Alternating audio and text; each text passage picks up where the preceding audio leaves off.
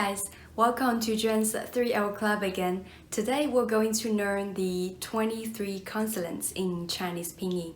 As we know, Chinese Pinyin is consisted of one initial and one final, and the initial is the consonants and the finals are the vowels. So let's get started to learn how to read these 23 consonants.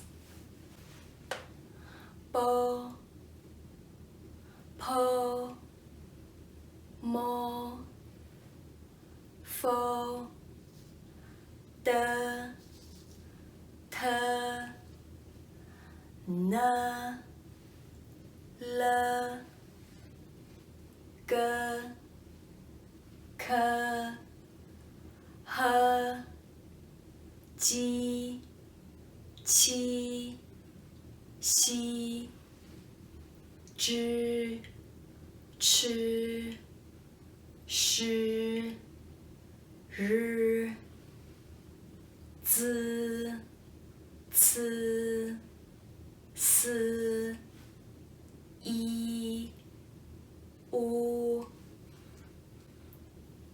So as you can see that the consonants, they are pronounced totally different from the English, but try to remember and try to practice. Practice makes perfect, right?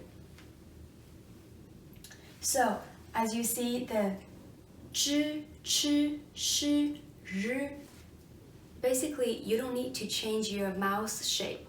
They are round and the lips are out and round, like zhi, chi, shi, ri. And zi, ci, si, they're the same. You don't need to move or change the mouth shape, just the tone inside. Zi, ci, si.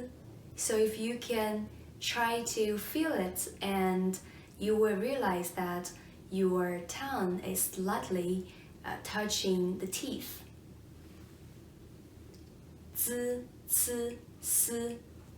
And the air and the sound comes out from the side of the mouth. Let's do it one more time.